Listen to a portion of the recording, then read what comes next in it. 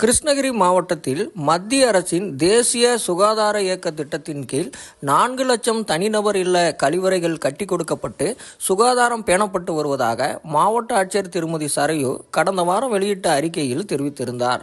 பாரத பிரதமர் நரேந்திர மோடி அவர்கள் தமிழகத்திற்கு எண்ணற்ற திட்டங்களை வழங்கி வருவதாக மத்திய ரயில்வே மற்றும் உணவு பதப்படுத்துதல் துறைக்கான இணை அமைச்சர் ரவ்னீத் சிங் பிட்டு தெரிவித்தார். கடந்த வாரம் ஓசூரில் நடைபெற்ற தனியார் நிகழ்ச்சியில் கலந்து கொண்டு செய்தியாளர்களிடம் பேசுகையில் இதனை அவர் தெரிவித்தார். மத்திய அரசின் தேசிய பெண் குழந்தைகளை காப்போம், பெண் குழந்தைகளுக்கு கற்பிப்போம் திட்டத்தின் கீழ் பெண்களுக்கு எதிரான குற்றங்கள் மீது கடும் நடவடிக்கை எடுக்கப்படும் என்று மாவட்ட ஆட்சியர் திருமதி சரையு தெரிவித்துள்ளார். இந்த திட்டத்தின் கீழ் கடந்த வாரம் மாவட்ட ஆட்சியர் அலுவலகத்தில் நடைபெற்ற விழிப்புணர்வு கூட்டத்தில் மாவட்ட ஆட்சியர் இதனை தெரிவித்தார். மத்திய மாநில அரசுகள் இணைந்து செயல்படுத்துகின்ற விவசாயிகளுக்கான இலவச மின்சாரம் வழங்கும் திட்டத்தின் கீழ் கிருஷ்ணகிரி மாவட்டத்தில் கடந்த 4 ஆண்டுகளில் 14,000 விவசாயிகள் பயன்பெற்றுள்ளதாக மாவட்ட ஆட்சியர் திருமதி சரையு வெளியிட்டுள்ள அறிக்கையில் தெரிவித்திருந்தார். எல்லாருக்கும் எல்லாம் எனும் வகையில் தமிழக அரசு அனைத்து தரப்பினர்களுக்கும் திட்டங்களை கொடுத்து வருவதாக மாநில உணவு மற்றும் உணவுப் பொருட்கள் வழங்கல் துறை அமைச்சர் சக்கரபாணி தெரிவித்துள்ளார். கடந்த வாரம் காவேரிப்பட்டினம் அருகே உள்ள நடுப்பையூர் கிராமத்தில் இலவச வீட்டுமனை பட்டா வழங்கும் நிகழ்ச்சியில் கலந்து கொண்டு இதனை தெரிவித்தார். கடந்த சில தினங்களுக்கு முன்பு ஓசூரில் 9 நாட்கள் தேசிய அளவிலான 15 வயதுக்குட்பட்டோருக்கான செஸ் போட்டிகள் நடைபெற்றது. ஆண்கள் பிரிவில் தமிழ்நாட்டைச் சேர்ந்த இளம்பருதி, பெண்கள் பிரிவில் டில்லியைச் சேர்ந்த பிரக்ஷிதா குப்தா ஆகியோர் சாம்பியன்ஷிப் பட்டத்தினை கைப்பற்றினர். அஞ்செட்டி வனப்பகுதிகளில் இருந்து கடந்த சில தினங்களுக்கு முன்பு 20க்கும் மேற்பட்ட காட்டு யானைகள் ஊடேதுர்கம் கிராம பகுதியினை சுற்றி வலம் வந்தன.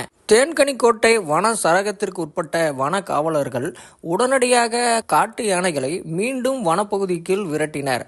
இதனால் இந்த பகுதி பொதுமக்கள் நிம்மதி அடைந்தனர்.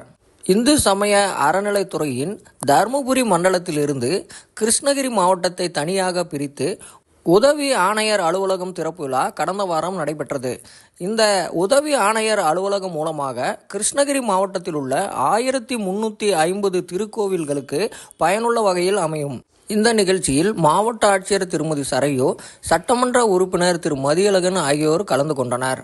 தேர்தல் ஆணையத்தின் சிறப்பு சுருக்கமுறை திருத்த முகாமினை அனைத்து அரசியல் கட்சியினர் பயன்படுத்திக் கொள்ள வேண்டும் என்று அங்கீகரிக்கப்பட்ட அனைத்து கட்சியினர் பங்கேற்ற ஆலோசனை கூட்டத்தில் வாக்காளர் பட்டியல் பார்வையாளர் திரு ஆனந்தகுமார் கேட்டுக்கொண்டார்.